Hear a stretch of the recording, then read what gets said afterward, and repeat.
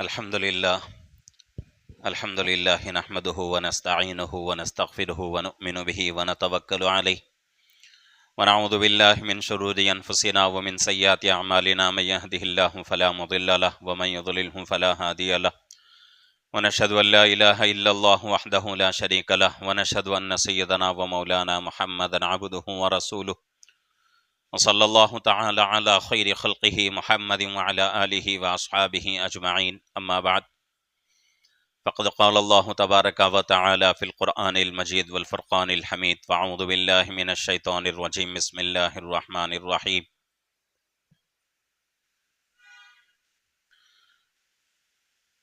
يا أيها الذين آمنوا ادخلوا في السلم كافة ولا تتبعوا خطوات الشيطان إنه لكم عدو مبين صدق الله العظيم وصدق رسوله النبي الكريم ونحن على ذلك لمن الشاهدين والشاكرين والحمد لله رب العالمين.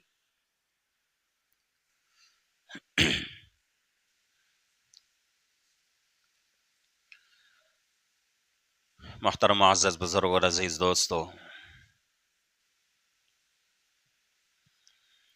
اللہ رب العزت کا بے پناہ احسان ہے، شکر ہے، فضل ہے کہ اللہ رب العزت نے ہم تمام کو رمضان کا مہینہ عطا فرمایا اور رمضان کا مہینہ شروع بھی ہوا اور ختم بھی ہو رہا ہے۔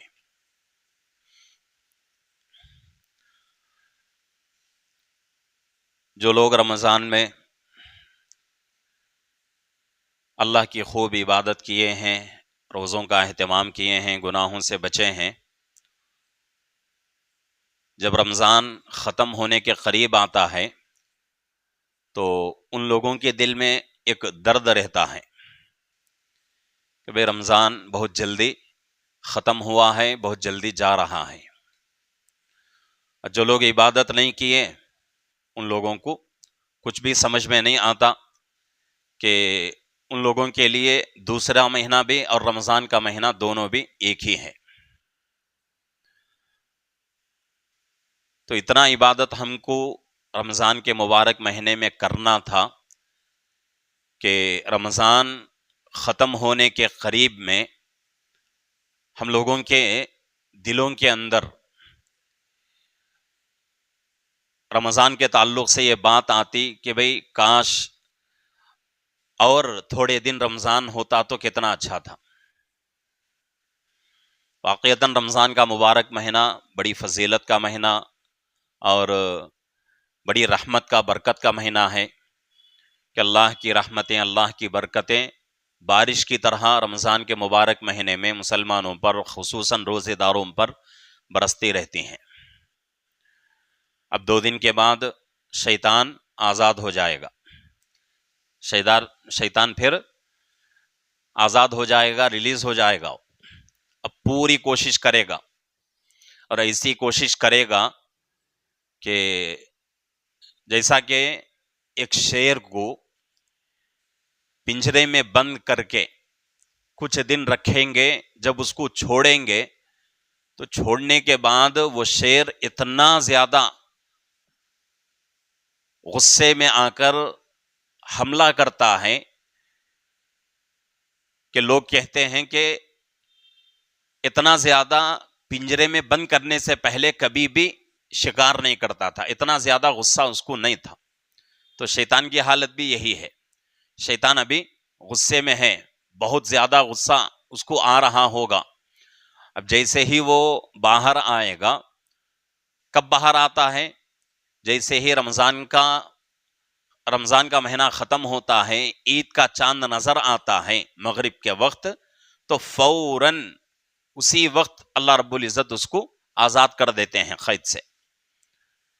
تو فوراً جیسے ہی آزاد ہو جاتا ہے تو محنت شروع کر دیتا ہے وہ، اور پوری طاقت ڈال کر ایسی محنت کرتا ہے کہ صرف مغرب عشاء کے درمیان کا جو مختصر وقت ہے اسی وقت میں مسلمانوں کو وہ بہکا دیتا ہے۔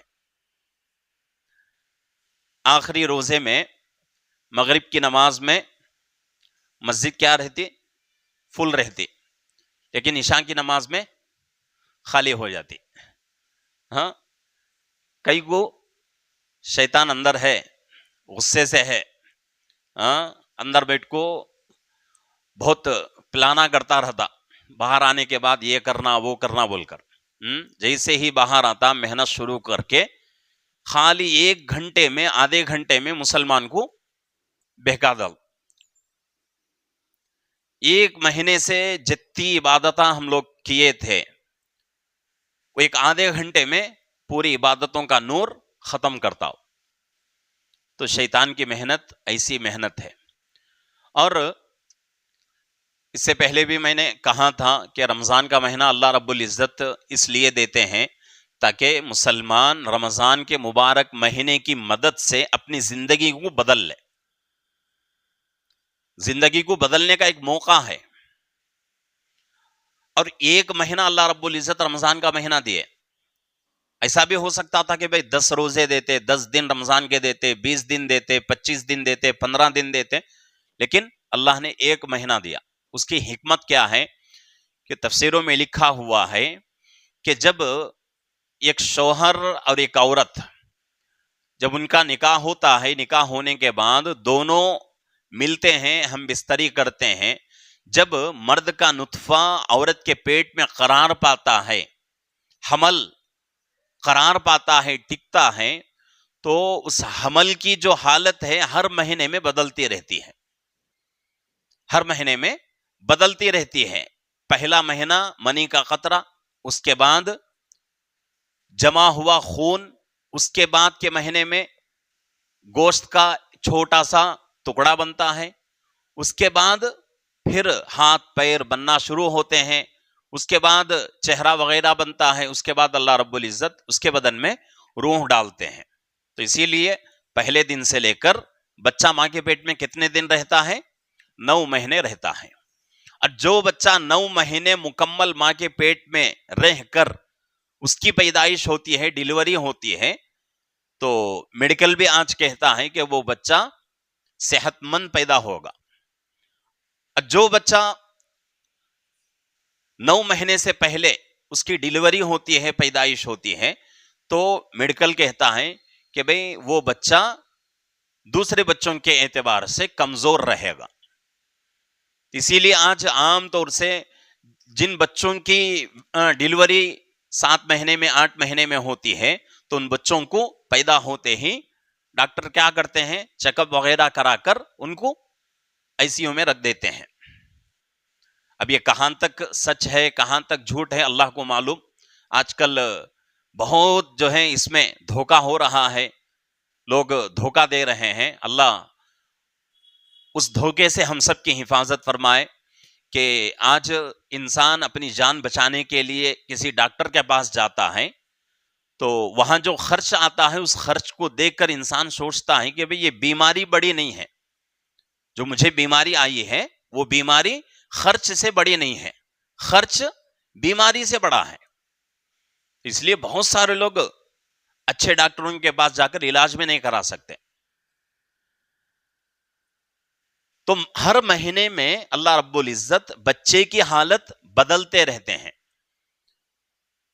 تو اللہ رب العزت رمضان کا مبارک مہینہ 1 مہینہ اسی لیے دیے کہ 1 مہینہ مسلمان روزے رکھ کر, تراویح پڑھ کر, نمازیں وغیرہ پڑھ کر, گناہوں سے بچ کر جو بعد کی زندگی آ رہی ہے رمضان کے بعد, ان مہینوں میں بہترین زندگی گزارے. اب ہماری حالت کیا ہے؟ رمضان میں ہم لوگ الحمدللہ بہت اچھا جو ہے پابندی کرتے ہیں, روزے بھی رکھتے ہیں, نمازیں بھی پڑھتے ہیں, اور تہجد بھی پڑھتے ہیں, اشراق بھی پڑھتے ہیں, اوابین پڑھتے ہیں, تراویح کا اہتمام ہے, قرآن کی تلاوت ہے, گناہوں سے بچتے ہیں, سب کچھ کرتے ہیں.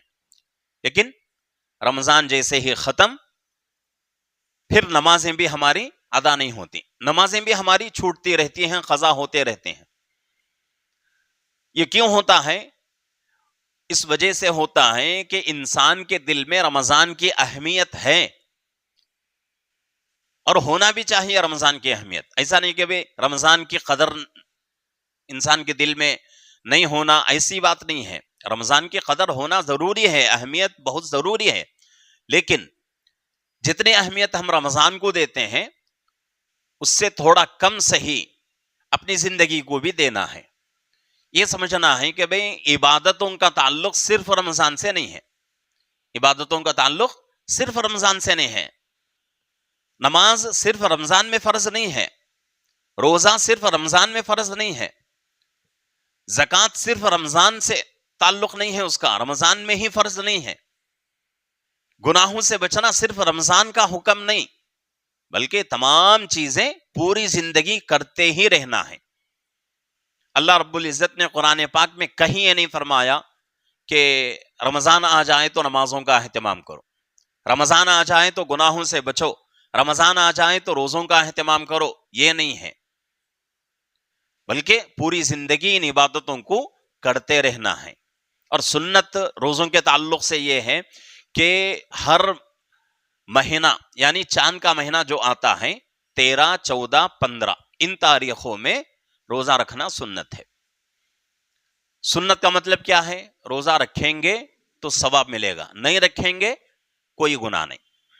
یہ سنتوں میں کچھ ضروری سنتیں ہوتی ہیں، کریں گے ثواب، نہیں کریں گے گناہ. جیسا کہ فجر سے پہلے کی سنت ہے، ظہر سے پہلے کی سنت ہے، بعد کی سنت ہے، مغرب کے بعد کی سنتیں ہیں، عشاء کے بعد کی سنتیں ہیں. یہ کیسے سنتیں؟ ضروری سنتیں، سنت مؤکدہ اس کو کہا جاتا ہے. کریں گے تو ثواب ملے گا، اللہ راضی ہوں گے، اللہ کے نبی خوش ہوں گے. نہیں کریں گے گناہ ہوگا، اللہ ناراض ہوں گے، اللہ کے نبی ناراض ہوں گے. لیکن کچھ سنتیں ایسی ہیں جن پر عمل کریں گے تو ثواب ملے گا، نہیں کریں گے کوئی گناہ نہیں ہے. تو انہی سنتوں میں سے ایک سنت ہر مہینے کے چاند کے تاریخوں کے حساب سے، چاند کے مہینوں کے حساب سے ہر مہینے کے 13، 14، 15 تاریخ کو روزہ رکھنا سنت ہے. اس کو ایام 20 کے روزے کہا جاتا ہے، ایام 20 کے روزے. اور اسی طریقے سے حدیث میں یہ بھی ہے کہ ہر پیر اور جمعرات کو مسلمان کے اعمال اللہ کے یہاں پیش ہوتے ہیں. تو اس لیے اللہ کے نبی فرماتے ہیں کہ ہر پیر اور ہر جمعرات کو اللہ کے یہاں ہمارے اعمال پیش ہوتے ہیں. تو ایسی حالت میں ہم روزے سے ہوں، روزے کی حالت میں اگر ہمارے اعمال اللہ کے یہاں پیش ہوں گے تو ان عبادتوں کا وزن بہت بڑھ جائے گا. تو یہ چیزیں جو ہیں سنت ہیں، کریں گے تو ثواب، نہیں کریں گے تو کوئی گناہ نہیں ہے. تو اسی طریقے سے عبادتوں کا جو تعلق ہے صرف رمضان سے نہیں ہے بلکہ پوری زندگی سے ہے. پوری زندگی عمل کرنا ہی کرنا ہے. نمازیں پوری زندگی پڑھنا ہے، روزے پوری زندگی، زکوٰۃ پوری زندگی، گناہوں سے بچنا پوری زندگی. ایسا نہیں کہ بھئی رمضان آ گئے اور پورے اللہ والے بن گئے، کوئی چھوٹا کام بھی نہیں کر رہے ہیں. الحمدللہ اچھی بات ہے، لیکن رمضان جیسے ہی چلا جاتا ہے پھر پرانی زندگی آ جاتی ہے. تو رمضان کا فائدہ ہمیں کیا ملا؟ ایک مہینہ گزار لیے، نہیں، 20 پر 9 روزے یا 30 روزے رمضان کے ہوتے ہیں، پورا اہتمام کیے، گناہوں سے بچے، تراویح پڑھیں، ایک قرآن ختم ہو گیا ہمارا، نمازوں کا اہتمام بھی کرتے تھے، زکوٰۃ بھی دیے، صدقہ خیرات بھی کیے، غریبوں کی مدد بھی کیے. اتنے اعمال کرنے کی وجہ سے کم سے کم آخری درجہ رمضان کی عبادتوں کا اثر ہمارے اوپر کم سے کم 6 مہینے تو بھی ہونا ضروری ہے. لیکن ہماری زندگی میں ایک نماز کا بھی اثر نہیں رہتا. رمضان ختم ہوتا ہے، مغرب میں عید کا چاند دیکھتے ہیں، مغرب کی نماز میں ہماری مسجدیں فل، عشاء کی نماز میں خالی. 1 گھنٹہ صرف، 1.5 گھنٹہ صرف رہتا ہے. تو ایسا نہیں ہونا چاہیے. جس طریقے سے ہم رمضان میں مسجد کو آتے ہیں اسی طریقے سے دوسرے مہینوں میں بھی ہم کو مسجد میں آنا ضروری ہے. مسجد سے تعلق مسلمان کی ذمہ داری ہے. مسجد کو نہیں آتا مسلمان، اپنے گھر میں رہتا ہے، بازاروں میں رہتا ہے، اپنے کام کاج میں مصروف ہے. تو حدیث پاک میں بات آتی ہے کہ ہر نماز کے وقت میں اللہ کی طرف سے کچھ فرشتے مقرر ہوتے ہیں اور وہ فرشتے نگرانی کرتے رہتے ہیں کہ بھئی فلانی نماز میں کون سا مسلمان آیا، کون سا مسلمان نہیں آیا۔ اس سے پہلے بھی میں کہا تھا کہ اللہ کی سنت، اللہ کی عادت کیا ہے کہ اللہ رب العزت بندے کی قربانی کو دیکھتے ہیں کہ بندہ کتنی قربانی دے کر اللہ کی عبادت کر رہا ہے۔ جو بندہ جتنی بڑی قربانی دے کر اللہ کی عبادت کرے گا، اللہ اس کی زندگی میں اتنی ہی بڑی برکت دیں گے، اور جو بندہ قربانی جتنی کم دے کر اللہ کی عبادت کرے گا، اس کی زندگی میں بھی اللہ اتنی ہی برکت دیں گے۔ تو اس لیے وقت ہمارے پاس نہیں ہے، پھر بھی وقت نکالنا ہے اللہ کے پاس۔ ہم یہ نہیں کہہ سکتے کہ اللہ میرے پاس وقت نہیں تھا نماز پڑھنے کے لیے، میرے پاس وقت نہیں تھا تیری عبادت کے لیے، یہ کہنے کا موقع نہیں رہے گا۔ اللہ رب العزت زبان کو مہر مار دیں گے، زبان سے بات نہیں کرے گا انسان، زبان سے بات کرنے کا موقع ہی نہیں رہے گا اللہ کے سامنے۔ اور زبان کے علاوہ انسان کے جسم کا ہر حصہ اللہ سے بات کرے گا۔ قرآن کے اندر موجود ہے سورہ حاقہ میں کہ اللہ رب العزت انسان کو کھڑا کر کے اس کا حساب لیں گے اور اس کے بدن سے اللہ پوچھیں گے، تو سب سے پہلے انسان کے بدن میں سے انسان کا ران اللہ کی گواہی دے گا، اللہ کے سامنے گواہی دے گا۔ تو آج ہم جو ہے اپنے بدن کو بنانے کے لیے، اپنے ہاتھ پیر کو اچھا بنانے کے لیے، اپنے چہرے کو، اپنی باڈی کو اچھی بنانے کے لیے محنت کر رہے ہیں، اور اس محنت میں حلال حرام کی تمیز نہیں کر رہے ہیں، اچھا کیا ہے برا کیا ہے اس کا احساس ہم لوگوں کو نہیں ہے۔ لیکن حشر کے میدان میں ہمارا یہی بدن، یہی جسم ہمارے حق میں ہمارے خلاف گواہی دے گا۔ ہمارے ہاتھ کہیں گے کہ اللہ یہ بندہ میرے ذریعے سے ناجائز کام کراتا تھا، پاؤں اللہ سے کہیں گے کہ اللہ حرام کاموں کی طرف میرے ذریعے سے چل کے جاتا تھا، دل بھی گواہی دے گا، زبان گواہی دے گی، انسان کی آنکھ، کان، ناک، ہر چیز اللہ کے سامنے گواہی دے، انسان کو کچھ بولنے کا موقع ہی نہیں رہے گا۔ تو اس لیے رمضان میں صرف نمازی بننا، روزے دار بننا کوئی کمال نہیں ہے، بلکہ پوری زندگی نمازی بننا، روزے دار بننا، اللہ کے منشے کے مطابق، اللہ کی مرضی کے مطابق زندگی گزارنا، یہ کمال کی چیز ہے۔ تو اس لیے رمضان جا رہا ہے، 2 دن باقی ہیں۔ جس طریقے سے ہم لوگ رمضان میں جتنی کثرت سے اللہ کے گھر کے طرف آتے تھے، نمازیں پڑھتے تھے، اللہ کے گھر میں بیٹھتے تھے، تو رمضان جانے کے بعد بھی اس کا اہتمام کرنا ہے۔ کریں گے؟ کون کون کریں گے؟ اللہ سب کو عمل کی توفیق عطا فرمائے۔ تو رمضان کیسے ہماری روزے گزرے، کیسے تراویح ہم لوگوں نے پڑھی، ہم کو معلوم ہے۔ اور اس سے پہلے بھی میں نے کہا تھا کہ دنیا میں کوئی انسان ایسا نہیں ہے جو یہ کہے کہ میرے روزے مکمل ادا ہو گئے۔ کوئی انسان آج تک ایسا پیدا نہیں ہوا اور قیامت تک پیدا نہیں ہوگا کہ وہ آدمی یہ دعویٰ کر سکے کہ میری ہر نماز اللہ کے یہاں قبول ہو گئی۔ کوئی ایسا نہیں ہے آج تک۔ بڑے بڑے اکابر گزرے ہیں، بڑی بڑی قربانیاں دینے والے۔ کتابوں میں ایک واقعہ لکھا ہوا ہے، اس زمانے میں، آج کل ہمارے پاس ہر کتاب لکھی ہوئی موجود ہے، قرآن پاک ہے لکھا ہوا موجود ہے، اس کے پیچھے کتنی محنت ہوئی، کتنی قربانی ہوئی، وہ چیز ہم کو معلوم نہیں، لیکن کتابوں میں پوری ہسٹری، پوری تاریخ موجود ہے۔ اسی طریقے سے حدیث ہے، بڑی بڑی کتابیں ہیں، بخاری ہے، مسلم ہے، ابو داؤد ہے، ترمذی شریف ہے، نسائی شریف ہے، ابن ماجہ شریف ہے، موطا امام مالک ہے، موطا امام محمد ہے، تحاوی شریف ہے، مشکات شریف ہے، یہ حدیث کی بڑی بڑی کتابیں ہیں۔ یہ کتابیں ہمارے سامنے موجود ہیں، لکھی ہوئی ہیں۔ لیکن جب حدیث کو لکھنے کا زمانہ تھا، آج کل پین ہے ہمارے پاس، یہ کمپنی سے پین بن کے آتا ہے اور آج کل کا زمانہ اتنا جو ہے ترقی پر ہے کہ پین بھی ایسے آ رہے ہیں. وہ ایک کمپنی کا پین آتا ہے, یا ذہن میں آتی نہیں ہے وہ بات, کمپنی کا نام یاد آتا نہیں ہے مجھے. وہ پین کم سے کم, وہ کمپنی کا چھوٹا پین 500 سے اوپر اس کی قیمت. اس کی خاصیت کیا؟ پین آدمی لکھنا شروع کرے تو اس کے اندر جتنا انک ہے پورا انک ختم ہوئے تک اس کی نوک جاتی نہیں, رکتا نہیں پین. ایسا پین, ایسے بہت ساری سہولتیں ہو گئیں. لیکن وہ زمانے میں پین نہیں تھا. درخت کے کاڑیاں تھے, جھاڑ کے کاڑیاں تھے. آج بھی وہ کاڑیاں ملتے مدرسوں کے اندر. وہ کاڑیاں سے لکھنا سکھاتے بچوں کو.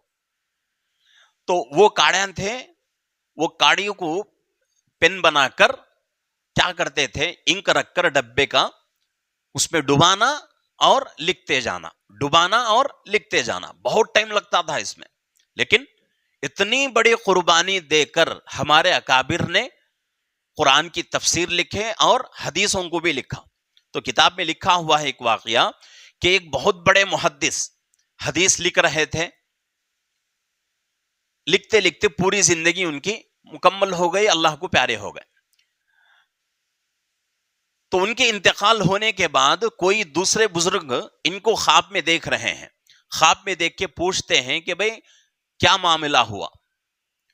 تو وہ جو محدث تھے وہ بولتے ہیں کہ بھئی اللہ کا کرم ہے, اللہ نے میری مغفرت فرما دی, اللہ کا میرے اوپر بہت بڑا احسان ہے اور فضل ہے.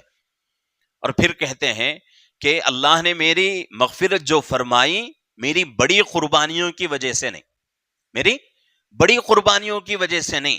میں پوری زندگی حدیث لکھ کر زندگی کو ختم کر دیا, آخری سانس تک حدیث کی خدمت کرتا رہا, لیکن اللہ نے اس کام کی وجہ سے میری مغفرت نہیں کی. بلکہ ایک مرتبہ میں لکھتا تھا, لکھتے لکھتے ایک جگہ انک زیادہ گر گئی پیپر میں, کاغذ میں, تو فوراً ایک مکھی آ کر اس انک پر بیٹھی اور انک کو چوسنے لگی. اب مجھے دیر ہو رہی تھی, لیکن میں نے سوچا کہ بھئی یہ مکھی پیاسی ہے, پیاس کی حالت میں آ کر انک پر بیٹھ کر انک چوس رہی ہے. تو میرے دل میں خیال آیا کہ اگر اس کو اڑا دوں گا مکھی کو تو اس کی پیاس ختم نہیں ہوگی, ایسی ہی مکھی پیاسی اڑ جائے گی. تو اس لیے میں نے سوچا کہ بھئی یہ پیاسی مخلوق ہے, چھوٹی مخلوق ہے, اس کو تھوڑے دیر موقع دیں اسے, اور اس کی پیاس مکمل ہو جائے اور یہ خود بخود جو ہے اڑ کر چلی جائے گی, تو اس کے بعد میں پھر لکھنا شروع کروں گا. تو حضرت فرماتے ہیں کہ یہ ایک عمل میری زندگی میں تھا, اس عمل کی وجہ سے اللہ نے میری مغفرت کر دی. کتنا چھوٹا عمل دیکھو, کتنا چھوٹا کام, پوری زندگی حدیث لکھ کر گزار دیے, لیکن اللہ کو وہ عمل پسند نہیں آیا. کون سا عمل پسند آیا؟ ایک پیاسی مکھی کو وہ پینے کے لیے آئی, انک پر بیٹھی, اور جب تک وہ انک چوستی تھی تب تک اپنے قلم کو انہوں نے روک کر رکھا, نہیں لکھا. بس اس عمل کو یہ عمل اللہ کو اتنا پسند آیا, حضرت فرماتے ہیں کہ اس عمل کی وجہ سے اللہ نے میری مغفرت کر دی. تو اس لیے عبادت کا جو تعلق ہے وہ رمضان سے نہیں ہے, بلکہ پوری زندگی ہم کو عمل کرتے رہنا ہے. پوری زندگی عمل کرتے رہے تب بھی کون سا عمل اللہ کو پسند آئے گا معلوم نہیں. ہماری عبادتیں اللہ کو پسند آئیں گی نہیں آئیں گی معلوم نہیں. پوری زندگی کرتے رہے, اب صرف رمضان میں کر کے بیٹھ گئے تو کیا فائدہ ہم کو ملے گا؟ تو اس لیے ضروری ہے کہ رمضان الحمدللہ اچھے طریقے سے ہم لوگ گزار لیے. رمضان اب جا رہا ہے, رمضان کے بعد بھی زندگی ہماری رمضان جیسی ہی ہونا ہے, گناہوں سے بچ کر زندگی گزارنا ہے. اور زندگی میں کتنے رمضان آئے گزر گئے, روزے رکھتے ہیں, تراویح پڑھتے ہیں, نمازیں پڑھتے ہیں, صدقہ خیرات کرتے ہیں, زکوٰۃ دیتے ہیں, سب کچھ کرتے ہیں, رمضان جاتے ہی پھر پرانی زندگی. یہ زندگی میں 1-2 مرتبہ نہیں، 10 مرتبہ، 20 مرتبہ، 30 مرتبہ، 40 مرتبہ، 50 مرتبہ ہوتا ہے. رمضان آتا ہے، پابندی کرتے ہیں، رمضان جاتا ہے، پھر پرانی زندگی. ایسا کیوں ہوتا ہے؟ اس کی وجہ حضرات محققین اور مصنفین کتابوں میں لکھتے ہیں کہ انسان کے دل کے اندر اللہ کی اور اللہ کی عبادتوں کی اتنی اہمیت نہیں ہے جتنی اہمیت دنیا اور دنیا کی چیزوں کی ہے. یہ بنیادی مسئلہ ہے، بنیادی بات ہے کہ انسان کے دل میں اللہ کی اور اللہ کی عبادتوں کی اہمیت نہیں ہے، اس کی قدر نہیں ہے. قدر کس کی ہے؟ دنیا کی اور دنیا کی چیزوں کی قدر ہے، اہمیت ہے. تو اس لیے انسان پوری زندگی دنیا کے پیچھے بھاگتا ہے، پوری زندگی دنیا کے پیچھے بھاگتا ہے. تو دنیا ضروری ہے انسان کے لیے. حضرت مولانا رومی رحمت اللہ علیہ بہت بڑے اللہ والے اور بہت بڑے عالم دین گزرے ہیں، اور ایسی باتیں حضرت کی کتابوں میں لکھی ہوئی ہیں کہ انسان پریشان ہو جائے گا ان باتوں کو پڑھ کے. حضرت دنیا کے بارے میں اور انسان کے بارے میں مثال دیتے ہیں کہ انسان کی مثال کشتی ہے، انسان کی مثال کشتی ہے، دنیا کی مثال پانی ہے. کشتی بغیر پانی کے چل نہیں سکتی، کشتی بغیر پانی کے چل نہیں سکتی، لیکن پانی بغیر کشتی کے آرام سے رہے گا اپنے مقام پر. پانی کو فکر نہیں ہے کہ بھئی میرے اوپر کشتی چل رہی ہے نہیں چل رہی ہے، لیکن کشتی کو پانی کی ضرورت ہوتی ہے اپنی منزل آگے بڑھنے کے لیے، اپنی منزل تک پہنچنے کے لیے کشتی کو پانی کی ضرورت ہے. تو حضرت مولانا رومی رحمت اللہ علیہ مثال دے کے لکھتے ہیں کتاب میں کہ انسان کی مثال کشتی کی جیسی ہے، دنیا کی مثال پانی کی جیسی ہے.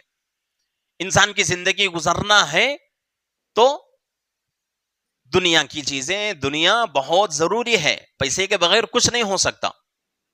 اللہ کے نبی صلی اللہ علیہ وسلم کی زندگی غربت میں گزری. بہت سارے لوگ دھوکے میں مبتلا رہتے ہیں، اپنی زبان سے بولتے ہیں کہ بھئی اللہ کے نبی پوری زندگی غریب تھے، غریب رہنا سنت ہے، غریب رہنا سنت ہے، یہ بات بولتے ہیں، حالانکہ بالکل غلط ہے. غریب رہنا سنت نہیں ہے.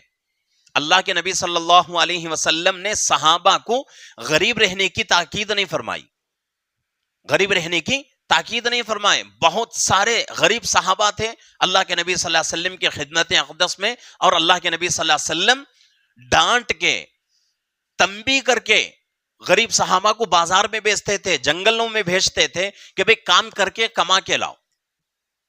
ایک واقعہ مشہور ہے، ایک صحابی اللہ کے نبی صلی اللہ علیہ وسلم کے پاس آئے، آ کر کچھ سوال کیے، اللہ کے نبی صلی اللہ علیہ وسلم دے دیے، پھر چند دن کے بعد پھر آئے، پھر دے دیے، پھر چند دن کے بعد پھر آئے. تو اللہ کے نبی صلی اللہ علیہ وسلم غصہ ہو گئے، کہا کہ بھئی تیرے اندر طاقت ہے کمانے کی، نوجوان ہے تو پھر کیوں دوسروں سے مانگتا رہتا ہے؟ ایسا کام کر کہ تیرے پاس اتنا آئے کہ تو خود دوسروں کی مدد کر سکے، اتنا کما. تو اس کے بعد اللہ کے نبی پوچھتے ہیں کہ بھئی تیرے گھر میں کیا ہے؟ تو کہتے ہیں کہ اللہ کے نبی میں غریب آدمی ہوں، میرے پاس کچھ نہیں. اللہ کے نبی پھر پوچھتے ہیں نہیں کوئی ایسی ایک چیز رہے گی تیرے گھر میں جس سے تیرا کام ہو سکے گا، اگر ویسی چیز ہے تو لا. تو صحابی فرماتے ہیں کہ اللہ کے نبی میں غریب ہوں، میرے کپڑے پھٹے پرانے، پورے بدن ڈھانکنے کے لیے میرے پاس کپڑا نہیں ہے، اتنا میں غریب ہوں. لیکن اللہ کے نبی نہیں مانتے، کہتے ہیں کہ بھئی کوئی تو چیز ہے تیرے گھر میں. تو صحابی سوچتے ہیں تو بات یاد آتی ہے کہ ان کے گھر میں ایک لوٹا ہے، ایک لوٹا جسے آج ہم جگ کہتے ہیں یا تمال کہتے ہیں، تو لوٹا ہوتا ہے. تو صحابی فرماتے ہیں کہ اللہ کے نبی میرے گھر میں ایک لوٹا ہے جس سے میں وضو بھی کرتا ہوں، پانی بھی پیتا ہوں، اور اسی سے پانی بھی نہاتا ہوں. تو اللہ کے نبی فرماتے ہیں فوراً جاؤ لوٹا لے کر آؤ. تو لوٹا منگاتے ہیں اللہ کے نبی صلی اللہ علیہ وسلم، لوٹا لاد کر اللہ کے نبی کے ہاتھ میں صحابی دیتے ہیں. تو اللہ کے نبی صلی اللہ علیہ وسلم صحابہ کو جمع فرماتے ہیں، جمع فرما کے لوٹے کی نیلامی کرتے ہیں. نیلامی کا مطلب کیا ہے؟ یالم، تیلگو میں یالم بولتے ہیں نا، سوال. سوال ڈالتے ہیں تو نیلامی کرتے ہیں اللہ کے نبی صلی اللہ علیہ وسلم، تو آدھے درہم سے اس کی نیلامی شروع ہوتی ہے. ایک صحابی کہتے ہیں کہ اللہ کے نبی میں آدھا درہم دوں گا، تو اللہ کے نبی فرماتے ہیں کہ نہیں بھائی بڑھاؤ. تو ایک دوسرے صحابی کہتے ہیں کہ اللہ کے نبی میں 1 درہم دوں گا. اللہ کے نبی پھر فرماتے ہیں نہیں ابھی کافی نہیں ہے اور قیمت بڑھاؤ. تو ایک صحابی کہتے ہیں کہ اللہ کے نبی میرے پاس 2 درہم ہیں، 2 درہم میں اس لوٹے کو میں خرید لیتا ہوں. تو اللہ کے نبی فرماتے ہیں بھائی چلو لوٹا تمہارا 2 درہم لا کر دو. وہ 2 درہم لا کر اللہ کے نبی کے ہاتھ میں دیتے ہیں. تو اللہ کے نبی وہ غریب صحابی کو دے کر کہتے ہیں کہ بھائی فوراً جاؤ بازار میں 1 درہم کے اپنے گھر والوں کے لیے کپڑا اور کھانے کی چیزیں خرید کر دے کے آؤ، اور 1 درہم سے کلاڑی خرید کے لاؤ. 1 درہم سے بازار میں جا کر کیا کلاڑی خرید کر لاؤ. تو صحابی جاتے ہیں 1 درہم سے اپنے گھر والوں کے لیے کپڑا اور کھانے کی چیزیں دے کر آتے ہیں، اور 1 درہم سے کلاڑی خرید کر لاتے ہیں. اللہ کے نبی صلی اللہ علیہ وسلم ایک لکڑی لیتے ہیں، لکڑی لے کر کلاڑی میں لکڑی ٹھوک دیتے ہیں، ٹھوک کر کلاڑی ان کے ہاتھ میں دیتے ہیں اور کہتے ہیں کہ بھئی مدینے میں 15 دن تک تم نظر نہیں آنا، مجھے مدینے میں 15 دن تک نظر نہیں آنا. تمہارا کام کیا ہے؟ جنگل میں جاؤ، لکڑیاں کاٹو اور بیچ کر اس سے پیسہ کما کر اپنے گھر والوں کے لیے اپنے بچوں کے لیے اچھی زندگی دو، اب دوسروں کی تم خود مدد کرو. تو صحابی جاتے ہیں 15 دن نظر نہیں آتے. اب صحابہ کی ہمت نہیں، اللہ کے نبی کوئی بات بول دیں صحابہ اس کے خلاف کریں، ایسا ہرگز ہو نہیں سکتا. صحابہ کی جان جا سکتی ہے لیکن اللہ کے نبی کی بات ٹل نہیں سکتی. تو صحابی جاتے ہیں، جا کر 15 دن تک لکڑیاں کاٹ کر، لکھا ہے سیرت میں کہ 15 دن لکڑیاں کاٹ کر بازار میں بیچتے تھے اور پھر جاتے تھے لکڑیاں کاٹ کر لاتے تھے، پھر بازار میں بیچتے تھے. یہی عمل ہوتا رہا. 15 دنوں میں ان کی کمائی 10 درہم ہو گئی. 15 دنوں میں 10 درہم ہو گئی. 10 درہم لا کر اللہ کے نبی کے ہاتھ میں دیتے ہیں اور کہتے ہیں کہ اللہ کے نبی 15 دن کی میری یہ کمائی ہے. تو اللہ کے نبی فرماتے ہیں کہ بھئی 15 دن میں تم 10 درہم کما سکتے ہو تو پھر دوسروں سے کیوں مانگتے ہو؟ تو اس کے بعد اللہ کے نبی صحابی کو نصیحت کرتے ہیں کہ بھئی اگر تمہارے پاس مال رہے گا تو تم کیا کر سکو گے؟ اللہ کے احکامات پورا کر سکو گے. اور عبادتیں 2 طرح کی ہوتی ہیں، ایک بدنی عبادت اور ایک مالی عبادت. آدمی بدنی عبادت کر سکتا ہے، مالی عبادت کرنے کے لیے اس کے پاس مال چاہیے. مالی عبادتوں میں کون سی عبادتیں ہیں؟ زکوٰۃ ہے، صدقہ ہے، خیرات ہے، قربانی ہے، حج ہے، عمرہ ہے. کسی بھوکے کو کھانا کھلانا، کسی ننگی کو کپڑا پہنانا، کسی غریب کے بچیوں کے نکاح میں مدد کرنا، یہ تمام چیزیں مالی عبادتیں ہیں. مال اگر آدمی کے پاس نہیں ہے، پیسہ آدمی کے پاس نہیں ہے تو آدمی یہ عبادتیں کر نہیں سکتا. اسی لیے صحابہ مکے سے مدینے کو ہجرت کر کے آ گئے تو اللہ کے نبی صلی اللہ علیہ وسلم نے ہر مکے کے ایک صحابی کو مدینے کے ایک صحابی کے ساتھ جوڑی بنا دی. مدینے کے صحابہ نے کہا کہ اللہ کے نبی ہمارے پاس جتنا مال ہے ان پورے مال کو ہم کیا کریں گے؟ آدھا آدھا تقسیم کر لیں گے. تو اللہ کے نبی نے منع فرمایا، کہا ایسا نہیں، ایسا مت کرو، بلکہ ایسا کرو کہ تمہارے پاس زمینیں ہیں، تم کیا کرو اس زمینوں میں فصل لگانے کی کوشش کرو. زمین تمہاری رہے گی اور فصل لگانے اور کاٹنے کا کام کون کرے گا؟ مکے کے صحابہ کریں گے. اس سے تمہارا بھی فائدہ ہوگا اور ان کا بھی فائدہ ہوگا. اگر آدھا آدھا تقسیم کر لو گے تو تمہارا آدھا تمہارے ہاتھ سے نکل جائے گا، تمہارا نقصان ہوگا. تو ایسا نہیں. تو اللہ کے نبی صلی اللہ علیہ وسلم اپنی زندگی میں کسی صحابی کو غریب رہنے کی تاکید ہرگز نہیں کی. ہر صحابی کو اللہ کے نبی صلی اللہ علیہ وسلم کسی صحابی کو اشارے سے بولتے تھے، کسی صحابی کو کھلم کھلا بولتے تھے کہ بھئی کچھ کام کر کے کمانے کی کوشش کرو. تو دنیا پیسے سے چلتی ہے، دنیا اسباب سے چلتی ہے. ایسا نہیں کہ بھئی ایمان بہت زیادہ آ گیا، اللہ پر بھروسہ بہت زیادہ آ گیا اور عمل ایسا ہو رہا ہے کہ دنیا کی چیزوں کو چھوڑ کے زندگی گزار رہے ہیں، تو ایسے آدمی کو بے وقوف کہا جاتا ہے. ایسے آدمی کو بے وقوف کہا جاتا ہے. اللہ پر بھروسہ ہونا ضروری ہے لیکن اس کے ساتھ ساتھ محنت بھی ضروری ہے. اللہ پر بھروسہ کر کے آدمی خاموش بیٹھ جائے گا، پیٹ کیسا بھرے گا اس کا؟ ضرورتیں کیسی پوری ہوں گی؟ بچوں کی ضرورتیں کیسی پوری ہوں گی؟ بیوی کی، ماں باپ کی، بہن بھائیوں کی ضرورتیں ہیں، ان کی ذمہ داری کیسا پورا کرے گا آدمی؟ تو اس لیے مال کا ہونا، پیسے کا ہونا انسان کے لیے بہت ضروری ہے، لیکن اس کے لیے ایک شرط ہے. شرط کیا ہے؟ کہ وہ آدمی حلال مال کماتا ہے. حدیث میں کہا گیا کہ کوئی مسلمان حلال مال کماتا ہے تو 1 پیسہ کمائے تب بھی اللہ ثواب دیں گے. 1 پیسہ کمائے تب بھی اللہ ثواب دیں گے. کس کے لیے آدمی کماتا ہے؟ اپنے لیے، اپنے گھر والوں کے لیے، اپنی بیوی بچوں کے لیے کماتا ہے. ہاں، لیکن اللہ کے نبی فرماتے ہیں کہ حلال کمائی کوئی آدمی کماتا ہے 1 پیسہ ہی کیوں نہ ہو، اللہ تب بھی اس کو ثواب دیں گے.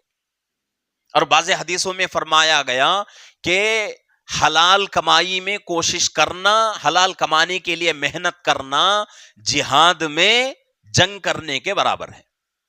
اتنا بڑا ثواب ہے کمانے کا، حلال کمائی.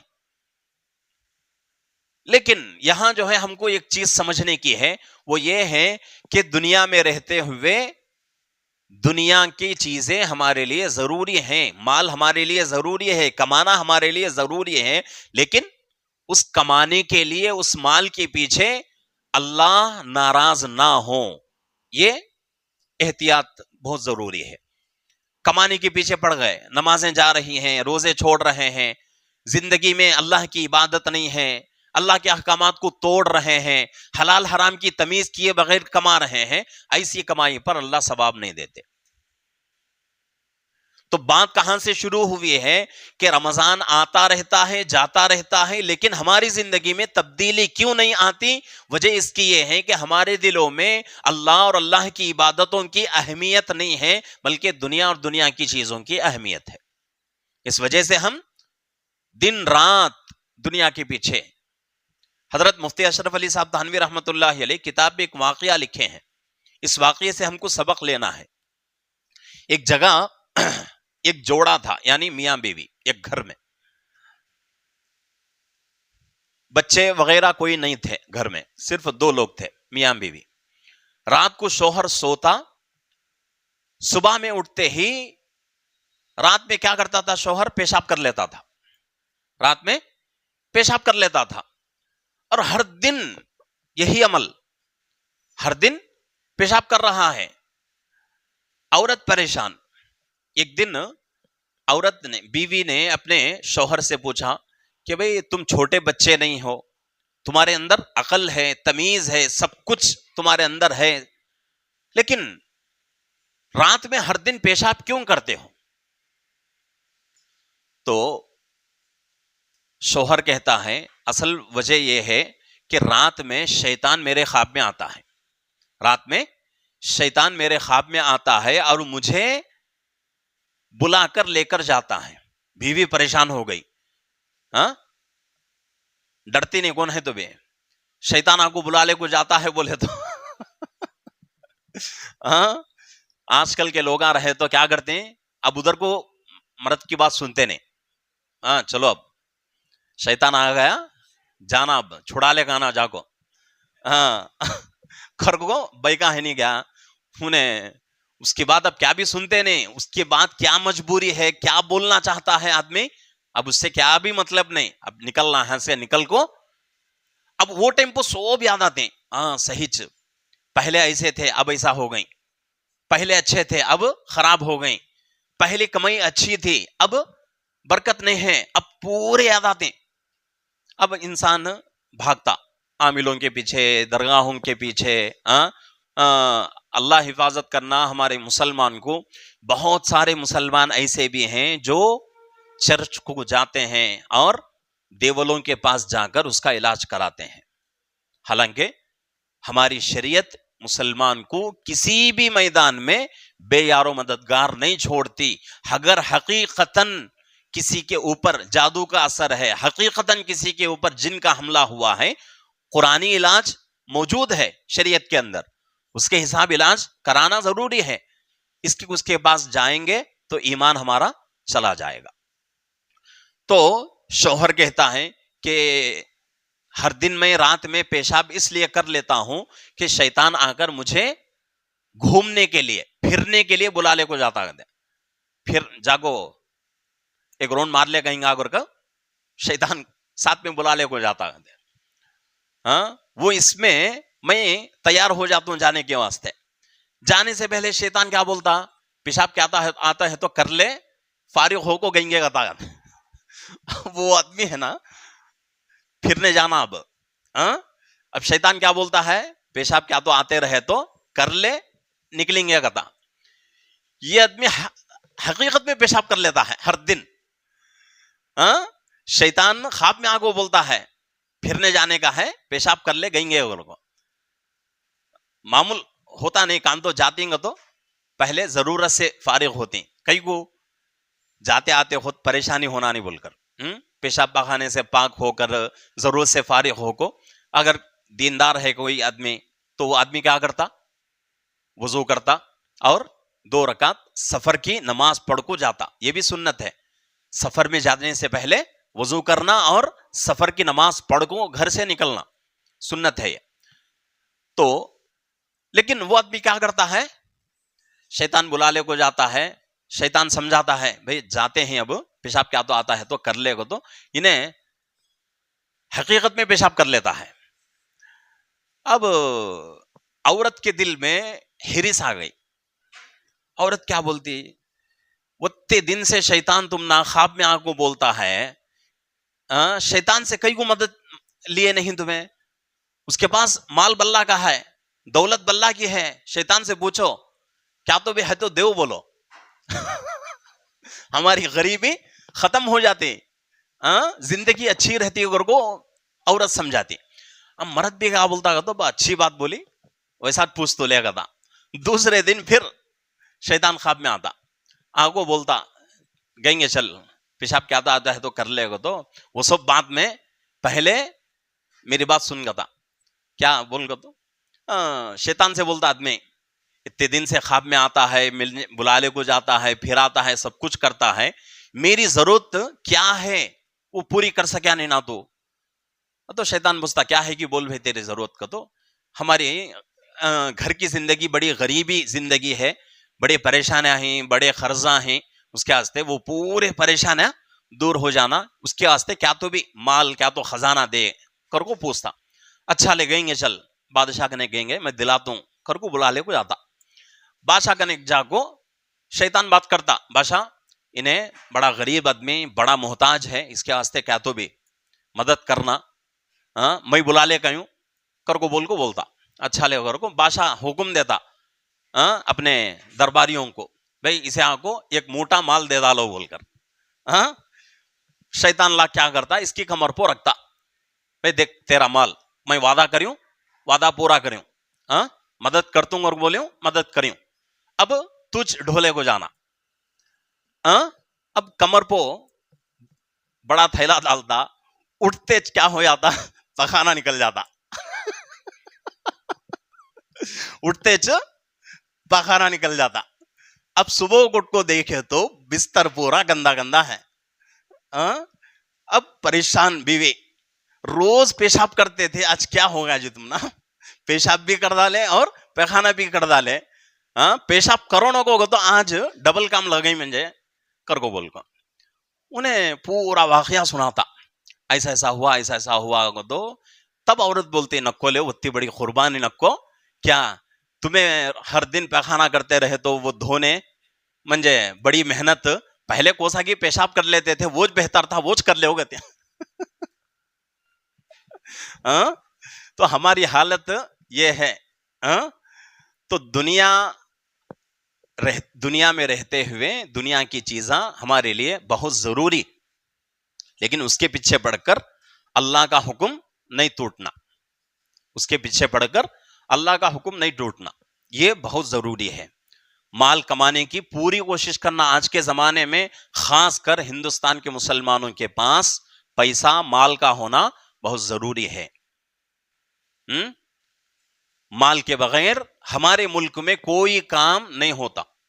چھوٹا کام آدھار کارڈ کا کام کرانا گا تو بھی پیسے دینا پڑتا. پیسے ہمارے پاس نہیں, غریب آئیں گے تو جاؤ گتا انہیں, آدھار کارڈ کا بھی کام کرتا نہیں. وہ حالت ہے آج کل. تو ایسی حالت میں مال کمانے کی پوری کوشش کرنا, خوب محنت کرنا, لیکن اس محنت کے پیچھے لگ کر اللہ کو ناراض نہیں کرنا, اللہ کو ناراض نہیں کرنا. نوجوان, بہت سارے ہمارے نوجوان بچے نوجوانی میں ادھر ادھر پھرتے رہتے ہیں, ایک جگہ جم کو بیٹھتے نہیں, کماتے نہیں, کام کرتے نہیں, لیکن شادی ہونے کے بعد اب دھوکہ دینا شروع کرتا. شادی تک کیا بھی سمجھ میں آتا نہیں, شادی ہو گئی, ذمہ داری آ گئی, بیوی کی ذمہ داری ہے, کچھ دن گزر گئے تو بچوں کی ذمہ داری. اب آدمی پریشان پریشان پھرتا رہتا. اس کے واسطے پہلے سے محنت کر کو, پہلے سے ایک پلان بنا کو کمایا تو وہ مصیبت آتی نہیں نا. اس کے واسطے مال بہت ضروری ہے. ابھی حضرت مولانا رومی رحمت اللہ علیہ کی بات نقل کیا, میں بولا ہوں کیا, انسان کی مثال کشتی اور دنیا کی مثال پانی. کشتی بغیر پانی کے ہرگز چل نہیں سکتی. انسان کی زندگی بھی مال کے بغیر بہت مشکل ہے. یہ کس کی بات, میری بات نہیں, حضرت مولانا رومی رحمت اللہ علیہ. گوگل پہ سرچ کرے تو بھی, گوگل بھی مجبور ہے آج ہمارے بہت سارے باتوں کو دکھانے کے واسطے. گوگل میں سرچ کرے تو بھی, حضرت کا نام مارے تو بھی ان کے بارے میں پورا بایو ڈیٹا آتا. ان کے کیا کیا کتاباں ہیں, کتنے باتاں حضرت بولے ہیں, کیا کیا باتاں بولے ہیں, پورے باتاں سامنے آتے. تو اتنے بڑے اللہ والے, اتنے بڑے عالم دین یہ بات بول رہے ہیں کہ بھئی انسان کی مثال کشتی ہے, دنیا کی مثال پانی ہے. پانی کے بغیر کشتی چلنا مشکل ہے. اسی طریقے سے انسان کی زندگی مال کے بغیر چلنا بھی مشکل ہے. تو انسان کی زندگی کے لیے مال کا ہونا ضروری ہے, لیکن اس کے پیچھے پڑ کر اللہ کو ناراض نہیں کرنا, اللہ کو ناراض نہیں کرنا.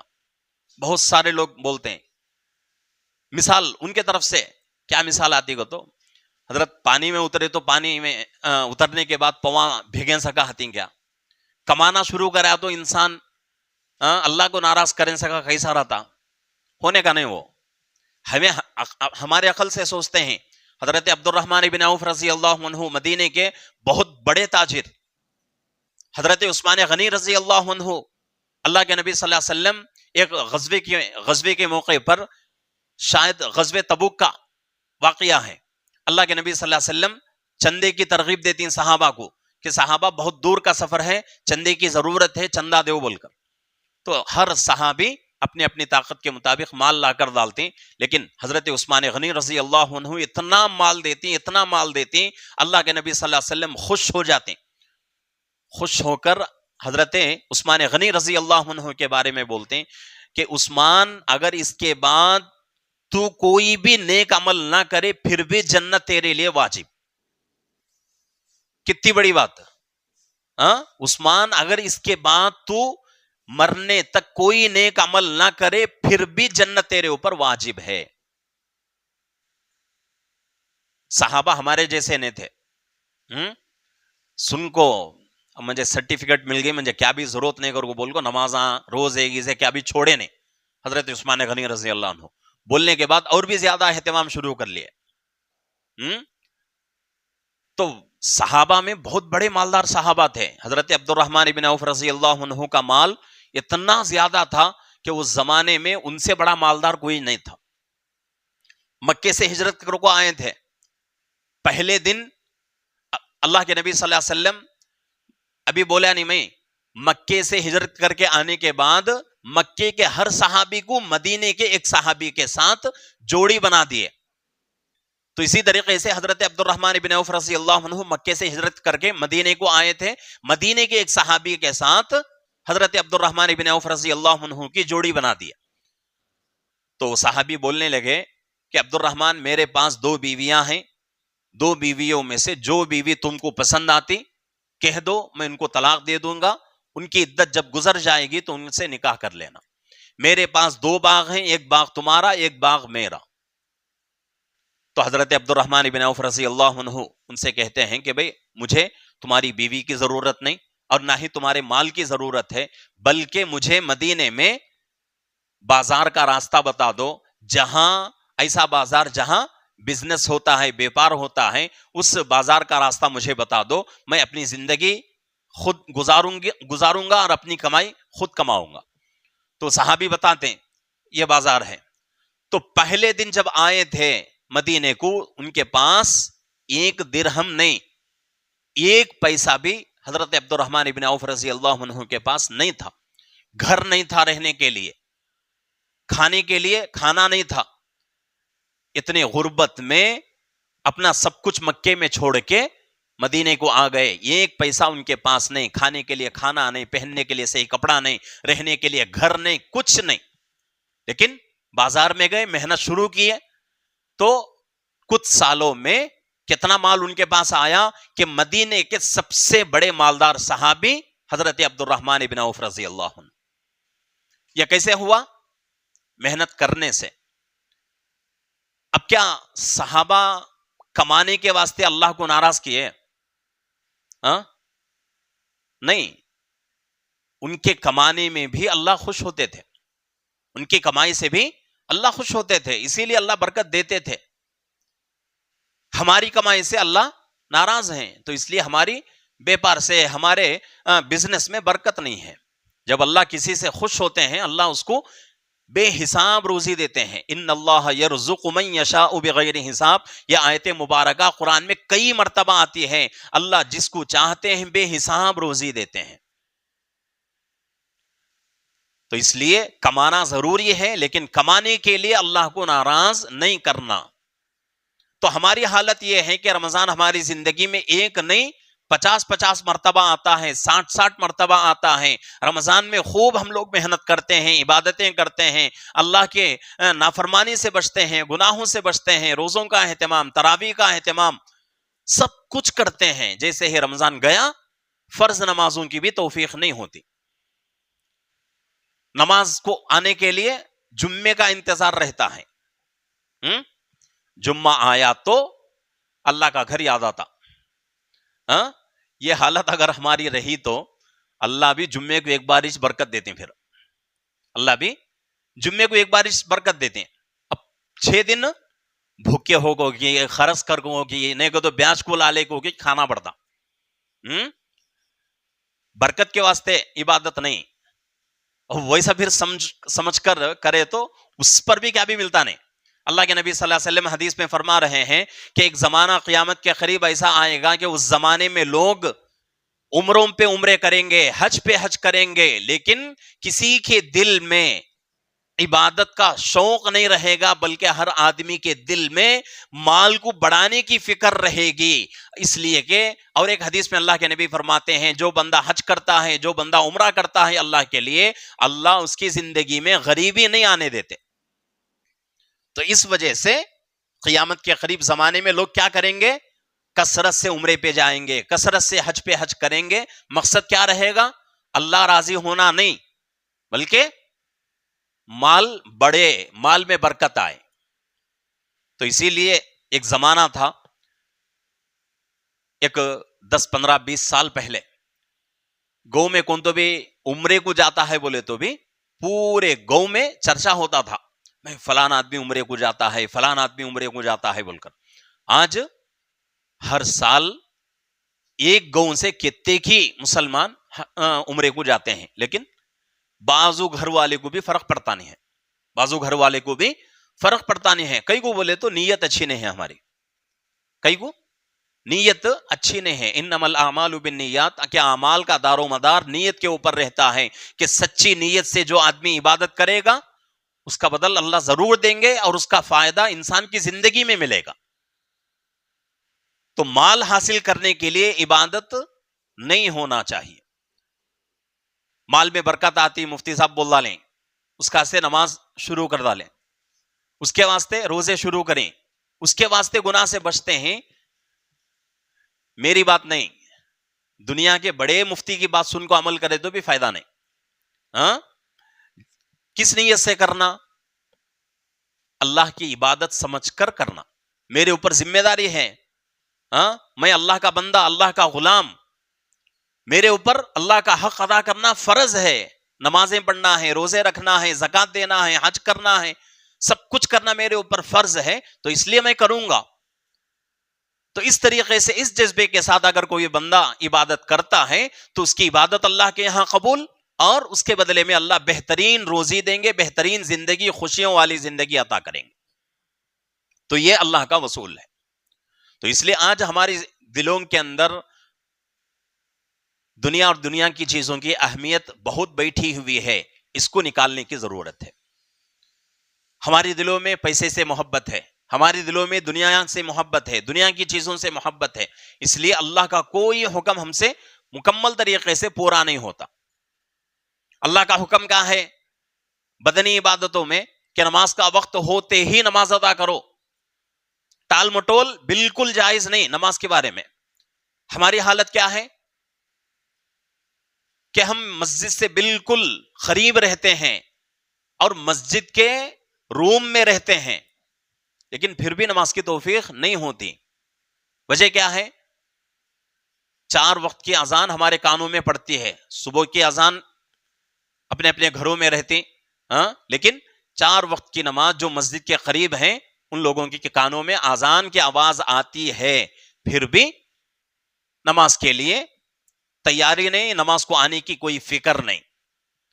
اس وجہ سے ہماری زندگی میں برکت نہیں، اللہ ناراض ہم سے. تو عبادت کو عبادت سمجھ کے کریں گے تو اللہ بھی خوش ہوں گے، عبادتیں بھی پوری ہوں گی، اللہ اس کے بدلے میں برکت بھی دیں گے زندگی میں. مالی عبادتیں ہیں، اللہ کا حکم ہے کہ بھئی مال آ گیا نصاب کے برابر، سال گزر گیا، زکات ادا کرو. لیکن زکات ادا کرنا ہمارے لیے بہت مشکل، زکات ادا کرنا ہمارے لیے بہت مشکل. آج ایک گھر کا میں حساب کریا ہوں، چھوٹا گھر، بہت بڑا گھر نہیں، بہت مالدار نہیں، ہاں، چھوٹا گھر حساب کریا تو تقریباً 90/5 یا 90/6 ہزار روپے زکات آتی ہے. کتنی؟ 90/5 اور 90/6 ہزار ایک سال کی زکات. لیکن نکالنے کے لیے تیار نہیں، نکالنے کے لیے تیار نہیں. چھوٹا گھر، ہاں، بہت بڑے مالدار نہیں، ان کے پاس وہ اپنا جو خاص گھر ہے اس کے علاوہ کیا بھی نہیں ہے، لیکن سننا ہے، ہاں، تو اس کی وجہ سے زکات ہے ان کے اوپر. اور ان کے گھر میں سننا جو ہے وہ مکمل 20/3 یا 20/4 تولے ہیں. سننا 20/3 یا 20/4 تولے ہیں. اس میں سے 7 تولے جو ہیں وہ معمول سننا ہے اور باقی کا پورا 24 کیرٹ ہے. ہاں، آج صبح کی نماز کے بعد حساب کریا ہوں میں گھر میں بیٹھ کر. ہاں، فون کرے انہوں، فون کر کو پوچھے مسئلہ. میں بولے بھائی ایسا ہوتا نہیں، کتنا ہے پورا سامنے رکھے تو حساب نکلتا. تو پورا بولے چاندی اتنی ہے، سننا اتنا ہے، سب بولے تو 90/6 ہزار تک زکات نکلتی ہے. کتنا ہوا؟ 1 لاکھ. ایک چھوٹے گھر کے اوپر 1 لاکھ ہے تو اچھے مالداروں کے اوپر کتنی زکات ہے، کتنے لوگ امانت داری سے ادا کر رہے ہیں، اللہ کو معلوم. لیکن اس سال مجھے تجربہ ہوا ہے کہ رمضان کا مبارک مہینہ، رمضان میں مدرسے والوں کا سیزن ہے، مدرسے والوں کا سیزن. کتنا چندہ کرنا رمضان میں کر لینا، رمضان کے بعد ہوتا نہیں. ہاں، اس کے واسطے محنت ایسی کرتی مدرسے والے، روزے کا بھی ان کو خیال ہتا نہیں. ہاں، روزے میں کتنی تکلیف ہوندے نہیں کرنا، کرے تو سال پورا سکون سے ہتا، نہیں کہ تو پورا سال ٹھوکریں کھاتے رہنا. یہ نیت سے لوگ کرتے. تو ہمارے گاؤں میں چندہ کرتے ہوئے مجھے ایک تجربہ ہوا کہ جو لوگ امانت داری سے زکات ادا کر رہے ہیں، الحمدللہ اللہ ان کے دکان اور ان کی تجارت بہت اچھے طریقے سے چلا رہے ہیں. جو لوگ زکات میں ٹال مٹول کر رہے ہیں, نہیں دے رہے ہیں, ان کا بیپار نہیں چل رہا ہے. ایسے 2 دکانوں کو دیکھا ہوں میں, آمنے سامنے ہیں 2 دکانہ. کون سے دکانہ بولتا نہیں, بولے تو پھر اندازہ کر لیتے ہیں, مجھے پریشانی ہوتی پھر. کیا 2 دکانہ, 2 بھی 21 مال, لیکن ایک دکان میں فل بیپار ہے اور ایک دکان میں آدمی ہے نہیں. کیا آدمی کو بلاتا ہے, آؤ بھائی بول کر.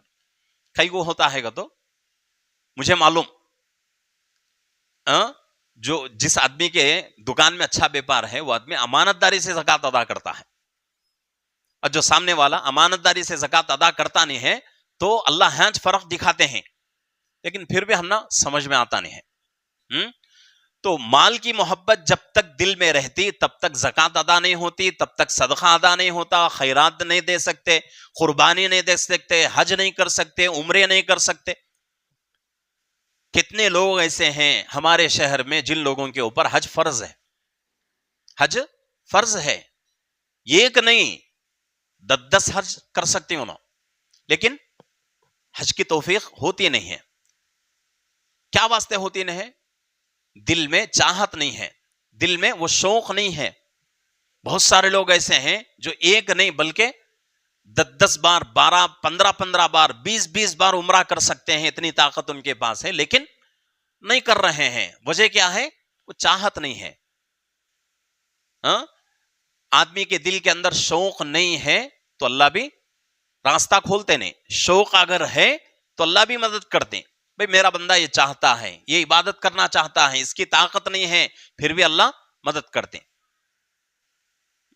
اس کے واسطے کئی واقعات ایسے ہیں کہ جن کے پاس کھانے کے لیے صحیح کھانا نہیں, صحیح ان کے پاس گھر نہیں, پھر بھی حج کر رہے ہیں, عمرے بھی کر رہے ہیں, الحمدللہ.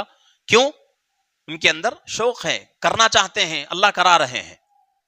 تو اس لیے مال سے محبت دل کے اندر ہوتی ضرور ہے, لیکن وہ محبت اللہ کے احکامات کے اوپر غالب نہیں آنا, اس کا بہت اہتمام کرنا ہے.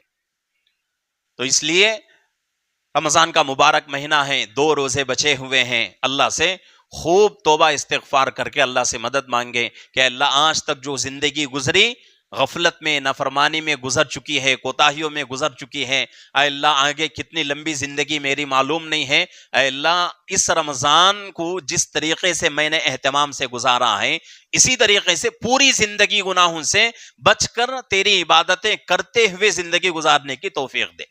اللہ سے اس رات میں خاص کر اس چیز کا اہتمام کرنا ہے, دعا کرنا ہے. جتنے تڑپ کے ساتھ اللہ سے مانگیں گے اتنی تڑپ کے ساتھ اللہ دیں گے.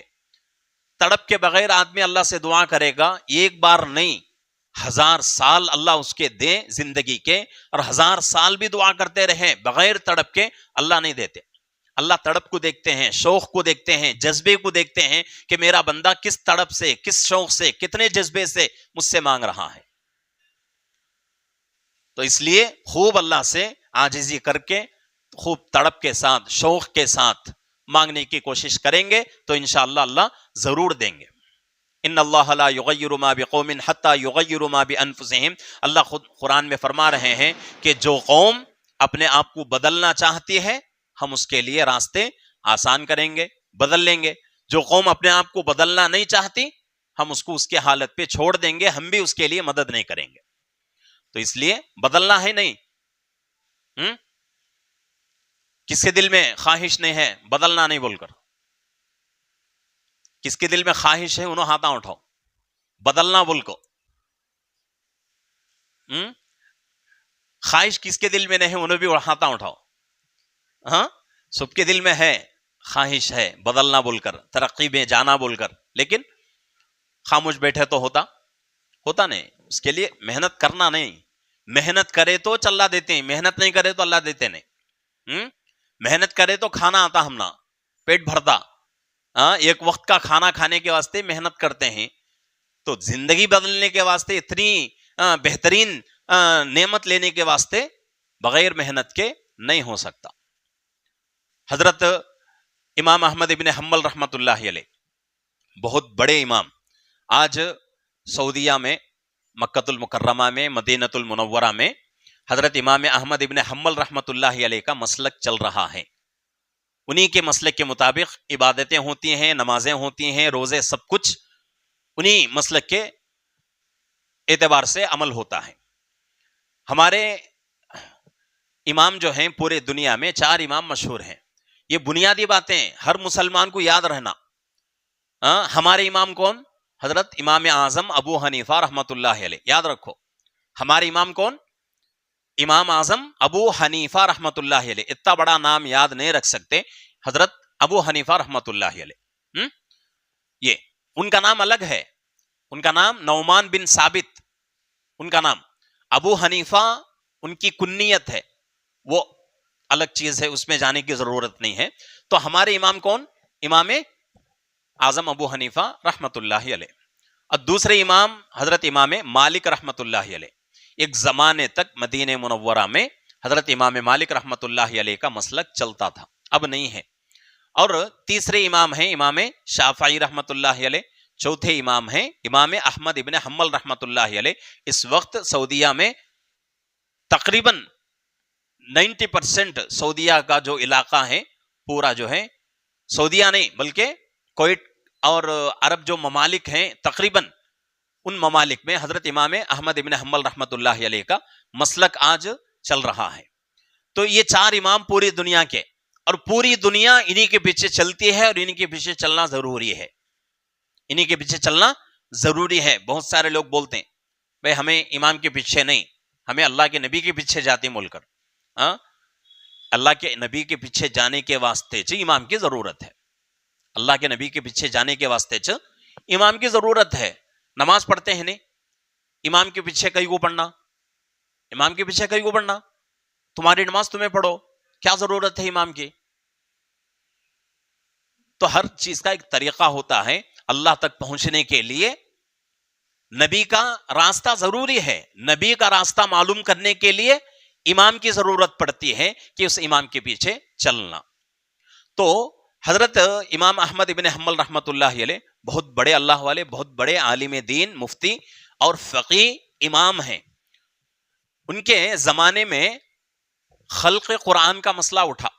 خلق قرآن کسے بولتے ہیں؟ ان کے زمانے میں بہت سارے جو ہیں بادشاہ تھے، اسلامی حکومتیں تھیں، لیکن ان کا خیال کیا تھا؟ قرآن اللہ کی صفت، اللہ کا کلام نہیں، بلکہ قرآن کیا ہے؟ اللہ کی مخلوق ہے. قرآن اللہ کی مخلوق ہے. جیسا ہم انسان اللہ کی مخلوق، ویسا وہ لوگ سمجھتے تھے کہ قرآن بھی اللہ کی مخلوق. اب اللہ کی مخلوق سمجھے قرآن کو، تو قرآن پر ایمان لانا، قرآن کے احکامات پر عمل کرنا ہمارے لیے بیکار ہو جائے گا. قیامت آئے گی تو جتنی بھی مخلوقات ہیں، پوری مخلوقات کیا ہو جائے گی؟ ختم اور فنا ہو جائے گی. لیکن اللہ کا کلام فنا نہیں ہوگا، اس وجہ سے کہ قرآن اللہ کی مخلوق نہیں ہے، بلکہ اللہ کا کلام ہے، اللہ کی صفت ہے، اللہ کے اندر سے نکلی ہوئی چیز ہے. تو اس زمانے میں وہاں جو ہے یہ فتنہ اٹھا، تو حضرت امام احمد ابن حنبل رحمۃ اللہ علیہ کے اوپر بہت زیادہ اس ملک کے بادشاہوں نے، ان لوگوں نے بہت زیادہ ظلم کیا.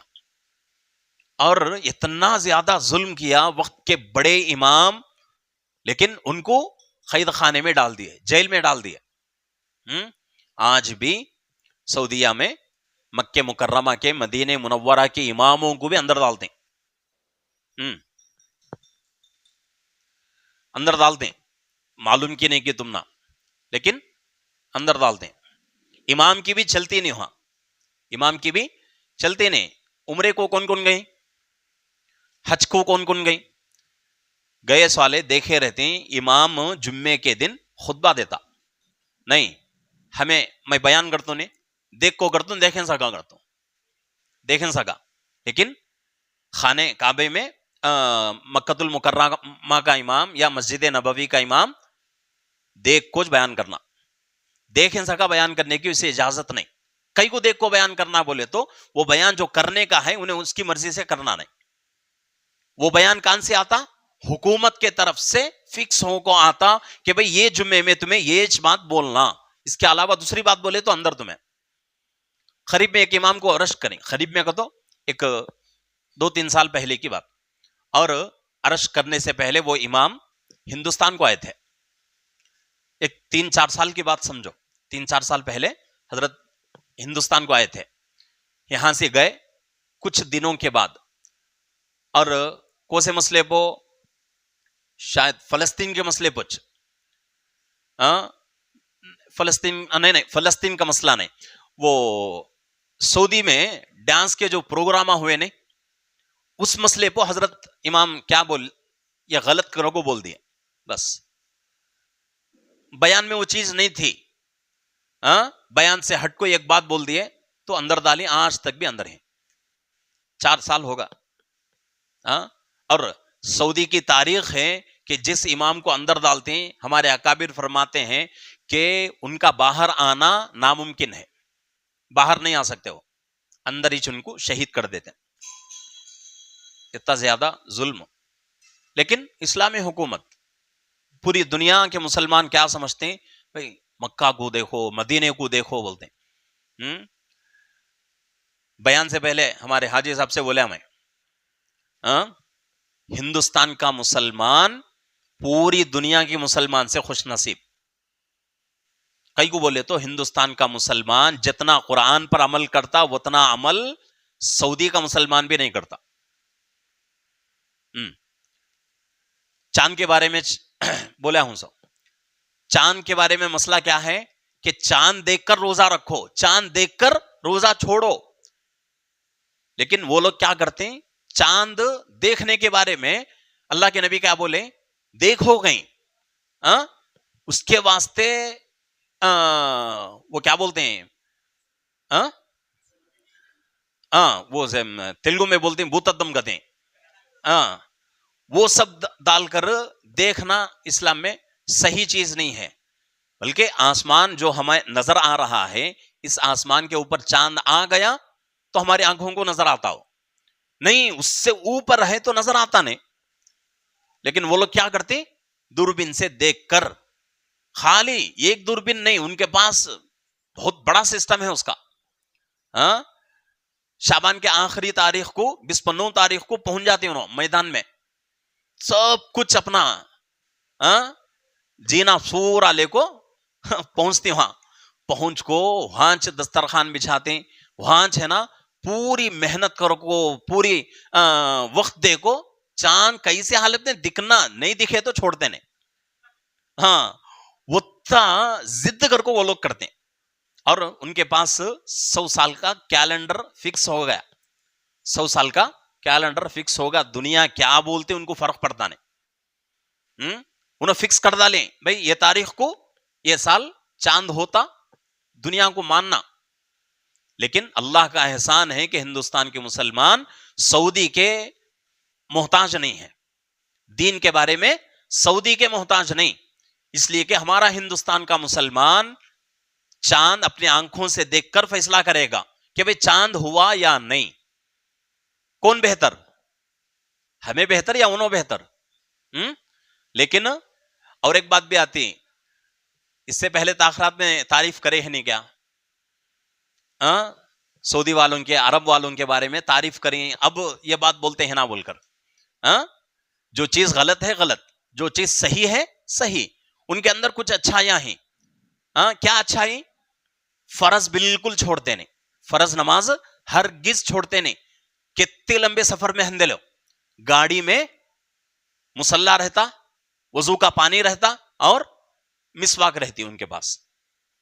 ٹائم ہو گیا فوراً, کتنا بھی ضروری کام ہو, کام روک کر وضو کرتی, مسواک کر کو مصلی بچھاتے. اور دوسری ایک اچھی عادت ان کے اندر کیا ہے, اب یہ بات بولے تو ناراض ہوتی گے, یہ ناراض ہونے کو کیا ہے, عرب نماز کے واسطے آتا, ٹائم دیکھتا 10 منٹ ہیں ابھی جماعت کھڑنے, اب انہیں بیٹھ کو باتاں کرتا نہیں, بیٹھ کو باتاں کرتا نہیں, امام کو دیکھتا ہتا نہیں, امام صاحب کب آتے ہیں, بول کو اس کا کام کیا؟ اللہ کا کلام لیتا, قرآن لے کر پڑھنا شروع کرتا. جماعت کھڑے تک قرآن پڑھنا ان کا کام. تو ہمارے اکابر فرماتے ہیں ان دو اچھائیوں کی وجہ سے اللہ ان کو ہر دن نہیں بلکہ ہر دن کے ہر گھنٹے کے ہر لحظے کے ہر سیکنڈ میں اللہ دے رہے ہیں. کچھ اچھائیاں بھی ہیں, لیکن شریعت کے بارے میں جب بات آتی ہے تو جتنا ہم لوگ عمل کرتے ہیں اتنا دنیا کا کوئی مسلمان عمل نہیں کرتا. یہ آج کی بات نہیں, کئی سو سالوں سے پورے دنیا کے علماء کا متفقہ فیصلہ ہے. پورے دنیا کے علماء کہتے ہیں کہ بھئی قرآن نازل ہوا مکہ مدینے میں, قرآن نازل ہوا مکہ مدینے میں, اس کو پوری دنیا میں سب سے بہترین انداز سے پڑھا گیا مصر میں. آج اسے کیا بولتے ہیں؟ ایجپٹ کہتے ہیں. آج بھی دیکھ لو ایجپٹ کے قاریاں اتنا بہترین قرآن پڑھتی, ویسا پوری دنیا میں کو سا بھی حافظ کو سا بھی عالم پڑھ سکتا نہیں. ان کی سانس بھی بہت بڑی رہتی. حضرت قاری عبد الباسط صاحب رحمۃ اللہ علیہ تھے, ایسا ان کا قرآن تھا وہ زمانے میں, ان کا پوری قیامت تک ان کا جیسا پڑھنے والا پیدا ہو سکتا نہیں, اتنا بہترین پڑھتے تھے. بہت لمبی سانس تھی ان کی, کم سے کم 2 منٹ اپنی سانس کو پکڑتے تھے, 2 منٹ 3 منٹ. ہماری سانس 10 سیکنڈ 15 سیکنڈ کو اب پھیپڑے پھک جاتی لیکن ان کی سانس 2 3 منٹ لمبی. آج کے قاریاں بھی ہیں, ان کی سانس کم سے کم 1.5 سے 2 منٹ ہے. آج کے قاریاں کی قرآن سب سے بہترین انداز سے پڑھے سو مصر ایجپٹ میں. لیکن خالی قرآن پڑھنا, قرآن نازل ہونا کافی نہیں ہے, عمل اصل چیز ہے. تو پوری دنیا کے علماء کا اتفاق ہے کہ پوری دنیا میں سب سے بہترین انداز سے قرآن پر عمل کرنے والے ہندوستان کے مسلمان. یہ آج کا نہیں فیصلہ, کئی سو سالوں کا فیصلہ ہے, اور آج بھی الحمدللہ ہندوستان کا مسلمان عمل کر رہا ہے. تو یہ اللہ ہمیں نعمت دیے ہیں, تو اس کو باقی رکھنا. کون سی بات کیا بولتا تھا کہ حضرت امام احمد ابن حنبل رحمت اللہ علیہ کے بارے میں کچھ نہیں بولتا تھا. سو خلق قرآن کے بارے میں مسئلہ کہ ان کے زمانے میں فتنہ اٹھا کہ بھئی قرآن اللہ کا کلام نہیں, اللہ کی مخلوق ہے. حضرت امام صاحب کیا کریں, ان کی جتنی طاقت تھی پوری طاقت سے بادشاہ کی بات کو بھی کاٹے. نہیں, قرآن اللہ کا کلام ہے, اللہ کی مخلوق نہیں ہے. مخلوق ہوتی تو قیامت آئی تو فنا ہو جاتی, لیکن قرآن فنا نہیں ہوتا بلکہ قیامت کے بعد بھی باقی رہے گا. جنت میں جانے والے چلے جائیں گے تب بھی قرآن باقی, جہنم میں جانے والے جائیں گے تب بھی قرآن باقی رہے گا. تو اتنے بڑے امام, اصل واقعہ یہ بول رہا تھا کہ حضرت دنیا سے جانے کا وقت قریب آ گیا, بہت بڑے امام. اب تکلیف آدمی کو جب آتی تو اس وقت آدمی کیا کرتا, ذرا کیلتا نہیں, اف کتا آ کتا, وہ انسان کی عادت, ویسی آواز حضرت کے زبان سے نکلتی تھی. تو اسی زمانے میں ایک بہت بڑے محدث تھے حضرت طاؤس رحمت اللہ علیہ, انہوں گئے دیکھنے, بولے حضرت سے کہ امام صاحب موت کی سختی واقعتاً بہت خطرناک ہے, طاقت سے باہر ہے, اس کو برداشت نہیں کر سکتے, لیکن اس وقت آپ کو صبر کرنا ہی کرنا ہے.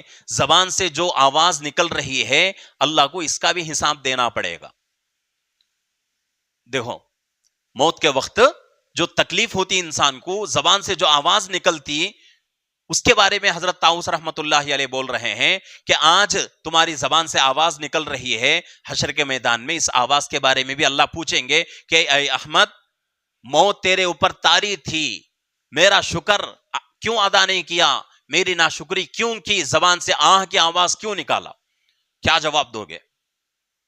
تو حضرت طاؤس رحمت اللہ علیہ کی بات سن کر حضرت امام احمد ابن حنبل رحمت اللہ علیہ جتنی تکلیف ان کو تھی اس تکلیف پر صبر کیے, اور موت آنے تک زبان سے ایک لفظ بھی نہیں نکلا. ایسا مجاہدہ ہمارے اکابر کرتے تھے. اتنا بڑا مجاہدہ، اتنی بڑی قربانی ہم لوگ نہیں کر سکتے، لیکن کم سے کم آخری درجہ ہمارے لیے یہ ہے کہ ہم کیا کریں، اپنی زندگی کو بدلنے کی کوشش کریں. رمضان کے برکت سے اللہ سے مدد چاہیں کہ اللہ رمضان گزر رہا ہے، رمضان جیسا گزر رہا ہے، رمضان کی بعد کی زندگی بھی رمضان کے جیسے گزارنے کی اے اللہ ہمیں توفیق دے. اس طریقے سے اللہ سے دعا کرنا ہے. آج ہماری 5ویں تاخرات ہے، آخری تاخرات. تاخراتوں کا سلسلہ ختم. 1 سال کے بعد پھر تاخرات. لیکن ہر بار میں یہ بات بولتا ہوں، کیا پھر اگلے سال تاخرات آئے تک ہم میں سے کون رہتا کون نہیں رہتا معلوم نہیں. یہ اسی رمضان کو زندگی کا آخری رمضان سمجھنا، اسی تاخرات کو رمضان کی زندگی کے آخری تاخرات سمجھ کر اللہ کی عبادت کریں گے، توبہ استغفار کریں گے، تو انشاءاللہ یہ رمضان ہمارے لیے فائدہ مند ہوگا. یہ تاخراتیں، ان تاخراتوں میں جاگنا اللہ کو راضی کرنے کا ذریعہ بنے گا. تو اس لیے اپنی زندگی کو بدلنے کی کوشش کریں. رمضان جا رہا ہے، مہمان ہے رمضان ہمارا، کچھ دن کے لیے آیا اور جا رہا ہے. تو اس کا ہر مسلمان کے دل کے اندر درد ہونا چاہیے. مسلمان کی شان یہ ہے کہ جب رمضان جائے تو مسلمان کو تکلیف ہو، مسلمان کو تکلیف ہو. بہت سارے لوگ عید کی خوشی کر رہے ہیں، کرنا ہی کرنا ہے. اللہ رب العزت سال میں 2 دن دیتے ہیں، اور اللہ کی طرف سے یہ قانون بھی ہے کہ ان 2 دنوں میں مسلمان اپنی طاقت کے مطابق حلال مال جتنا کھاتا ہے، اس دن جتنا اچھا کھاتا ہے اتنا ثواب دیں گے. جتنا اچھا پہنتا ہے حلال مال اتنا ثواب دیں گے. جتنا اچھا اپنے بچوں کو، اپنے گھر والوں کو کھلائے گا، جتنا اچھا اپنے گھر والوں کو، اپنے بچوں کو پہنائے گا، اسی کے حساب سے اللہ برکت بھی دیں گے اور ثواب بھی دیں گے. لیکن خوشی کرنا اس دن ہے. عید آتی ہے بول کو اتسیچ روزے چھوڑال کو، تراویح چھوڑال کو، رمضان بھول جا کو خوشی کرنا نہیں. اور اللہ کے نبی حدیث میں فرماتے ہیں کہ عید کی خوشی اس مسلمان کے لیے ہے جو مسلمان پورا رمضان پابندی سے روزہ رکھا، تراویح پڑھا، اللہ کی عبادت کیا، گناہوں سے بچا. عید کی خوشی اس کے لیے ہے. تو اس لیے رمضان جا رہا ہے، لیکن رمضان جاتے ہی مسجد کو نہیں بھولنا. کون کون بھول جاتی بولو؟ بھولتے نہیں کیا؟ بھولنا نہیں. اللہ کے گھروں کو ہمیں بھول گئے تو اللہ ہمارے گھروں کو بھول جاتے. اللہ اگر بھول گئے ہوتا نہیں وہ، لیکن سمجھ میں آنے کے واسطے اللہ اگر چھوڑ دیا ہم کو اپنے حالت پر تو ہماری حالت کیا ہوتی. اس کے واسطے اللہ کی خوب عبادت کرنا، گناہوں سے بچ کر زندگی گزارنا. اللہ سے دعا ہے کہ اللہ رب العزت ہم تمام کو رمضان کی صحیح قدر کرنے کی، اور رمضان کے بعد پوری زندگی رمضان میں جس طرح ہم لوگ اہتمام کیے ہیں روزوں کا، تراویح کا، گناہوں سے بچ کر رمضان کا مہینہ گزارے ہیں، اسی حساب سے رمضان کے مہینے کی طرح پوری زندگی گزارنے کے اللہ ہم سب کو توفیق عطا فرمائے.